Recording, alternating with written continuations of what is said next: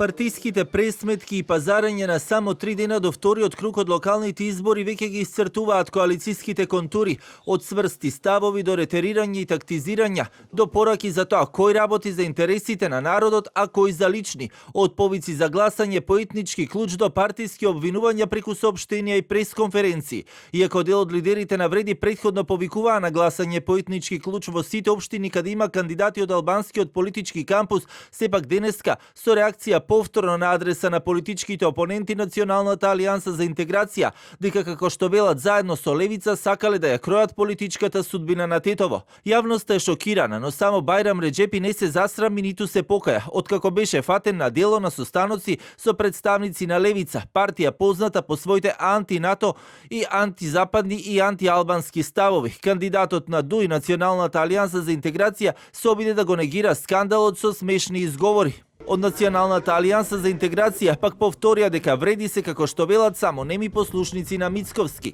Ја информираме јавноста дека самиот Христијан Мицковски отворено им се закани на лидерите на Влен да бидат внимателни во своите политички постапки. Дури и подпредседателот на ВМРО ДПМН Александар Николовски јасно кажа: Билалка сами не треба да се срами што македонците во Тетово го гласа, а сега мора да им одговара на тие луѓе затоа што тие се негови поддржувачи. Ова покажува кој командува, а кој ги насочува.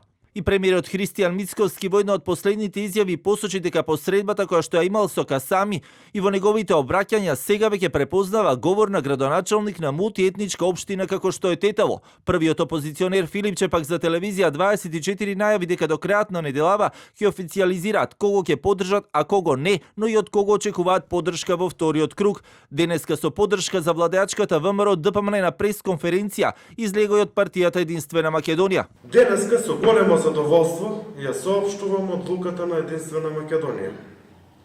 Одлуката на Единствена Македонија е дека ќе ги поддржи сите кандидати за градоначалници на ВМРО ДПМН во Република Македонија.